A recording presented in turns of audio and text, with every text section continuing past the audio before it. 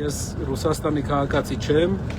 ես բացի Հայաստանի քաղաքացիությունից ուրիշ քաղաքացիություն չեմ ունեցել։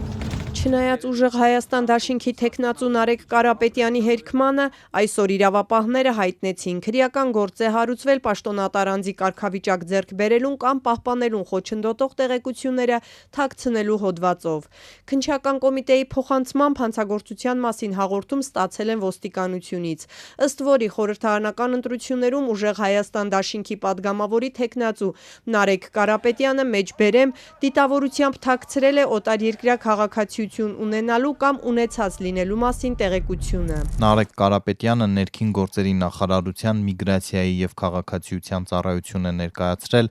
այլ պետության քաղաքացի չլինելու մասին բովանդակությամբ կեղծ դիմում, այդ կերպ թաքցնելով պաշտոնատար անձի կարգավիճակ ձեռք բերելուն խոչընդոտող օտարերկրյա քաղաքացիություն ունենալու մասին տեղեկությունը։ Ինչ հիմքով է ոստիկանությունը պնդել, թե Նարեկ Կարապետյանը կեղծ դիմում է ներկայացրել միգրացիայի եւ քաղաքացիության ծառայություն։ Նախարարությունից հրաժարվեցին մեկնաբանել, միայն նշելով, թե քննչական ներկայացված հաղորդմանն ավելացնելու ոչինչ չունեն։ Նարեկ Կարապետյանի Ռուսաստանի քաղաքացի լինելու հարցը երեք ֆեյսբուքյան գրառմամբ առաջինը շրջանառեց ազգային ժողովի նախագահը։ Ալեն Սիմոնյանը իրավաբանական անձանց ռուսական ռեգիստրից ներբեռնված մի փաստաթուղթ հրապարակեց, որում Նարեկ Կարենի Կարապետյանը անուն ազգանունով անձի դիմաց գրված է Ռուսաստանի քաղաքացի։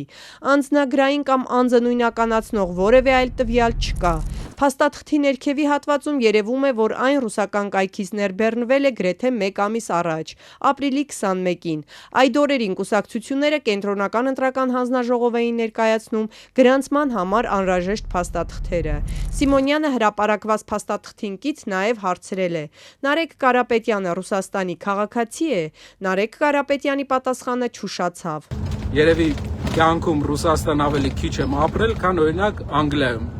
կամ Շվեյցարիայում։ Այդ իսկ պատճառով Ալեն Ռոբերտովիչ այդպիսի բաներ մի արեք։ Այն բանից հետո, երբ հայկական մեդիա դաշտում տարածվեց տեղեկություն, ավելի ուշ ազգային ժողովի նախագահն ու այլ ՔՊԱ-կաններ պնդեցին, թե ռուսական կայքում Նարեկ Կարապետյանի վերաբերյալ տվյալները դարձել են անհասանելի։ Կայքը սակայն այժմ հասանելի է, տվյալները, որ Ալեն Սիմոնյանը հրապարակել էր նույնպես։ Խորհրդարանի խոսնակը երեկ նաև կարծիք էր հայտնել, թե Նարեկ Կարապետյանը պետք է իրավապահների հարցերին պատասխանի։ Պետք է նաև իրավապահներին բացատրություն տա, որովհետև ըստ հայկական օրենսդրության, եթե քաղաքացին հավակնում է Հայաստանի Հանրապետության падգամավոր կամ վարչապետ դառնալ եւ սուտ տեղեկությունները ներկայացնում կենտրոնական ընտրական հանձնաժողով, դա քրեորեն պատժելի արարք է։ Ուստի Նարեկ Կարենովիչ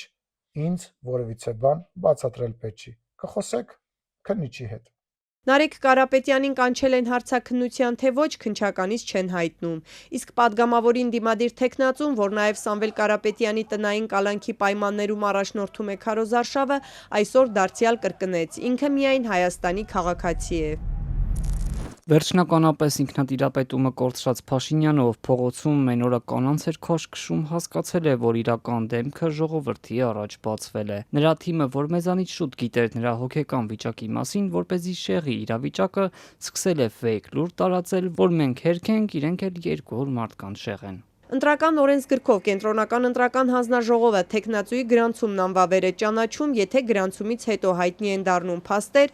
որոնց ուժով նա չունի ընտրվելու իրավունք։ Նրա ներկայացրած փաստաթղթերը կեղծ են։ Թեկնածուի գրանցումն անվավեր է ճանաչվում կենտրոնական ընտրական հանձնաժողովի անդամների ընդհանուր թվի ձայների առնվազն 2/3-ով ընդունված որոշմամբ։ Իսկ որպեսզի կենտրոնական ընտրական հանձնաժողովը նման քայլեր ձեռնարկի, պետք է լիազոր մարմնից, այսինքն ներքին գործերի նախարարություն դիմում ստանա։